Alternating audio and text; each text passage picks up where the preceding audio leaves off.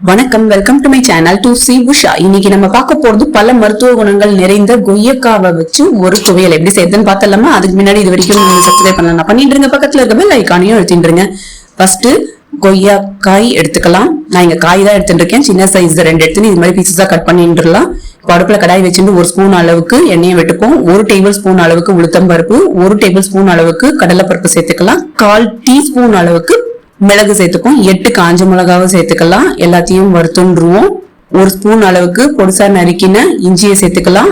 6 சின்ன வெங்காயம் சேர்த்துக்கலாம். சின்ன வெங்காயம் இல்லைன்னா பெரிய வெங்காயம் அரை வாசி சேர்த்துட்டா போதுமானது. ஒரு சின்ன பீஸ் புளியை சேர்த்துருவோம். வெட்டி வச்ச கொய்யாவை சேர்த்துடலாம். இத நல்லா வதக்கின்றுவோம். 3 நிமிஷம் அப்படியே வதக்கலாம்.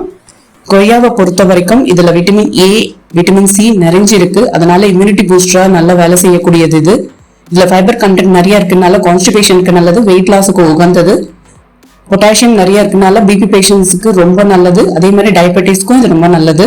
கருவுல இருக்கிற குழந்தைய ஆரோக்கியமா பாத்துக்க கூடியதுதான் இந்த கொய்யா. பிசிஓடி ப்ராப்ளம்ஸை சரி பண்ணக்கூடியது. கேன்சர் செல்ஸை வளர விடாம பாத்துக்க கூடியது. 3 நிமிஷம் ஆயிட்டு இருக்கு, நல்லா வதங்கிட்டு இருக்கு. இது போதும். அடுப்பு ஆஃப் பண்ணிடலாம். ஆறுனதுக்கு அப்புறம் மிக்சி ஜார்ல சேர்த்துருவோம். இதுக்கு 3/4 ஸ்பூன் அளவுக்கு உப்பு சேர்த்துக்கலாம். கொஞ்சோண்டு தண்ணி, கிட்டத்தட்ட 50 ml தண்ணி விட்டுட்டு இருக்கேன். விட்டுண்டு 1/2 அரைச்சி எடுத்துன்னு வந்துருவோம். இப்போ இதை ஒரு கிண்ணத்தில் டிரான்ஸ்ஃபர் பண்ணிடுவோம். இப்போ இதுக்கு தாளிச்சுலாம் 1 ஸ்பூன் அளவுக்கு எண்ணெயை விட்டுப்போம். 1/2 ஸ்பூன் கடுகு சேர்த்துக்கலாம். 1/4 ஸ்பூனுக்கு பெருங்காய பொடியை சேர்த்துப்போம். 2 காஞ்ச மிளகாய் சேர்த்துக்கலாம். கொஞ்சோண்டு கருவேப்பிலையை சேர்த்துட்டு அடுப்பு ஆஃப் பண்ணிட்டு தாளிச்சது துவையில சேர்த்துடலாம். இது சாதத்தோட பிசைஞ்சு சாப்பிட்றதுக்கும் சூப்பரா இருக்கும்.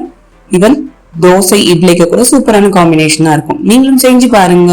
உங்களுக்கு எப்படி வந்திருக்குன்னு கமெண்ட்ஸ்ல சொல்லுங்க. இந்த சேனல் டு சி உஷாக்கு லைக் பண்ணுங்க, ஷேர் பண்ணுங்க, சப்ஸ்கிரைப் பண்ணுங்க. தேங்க்யூ.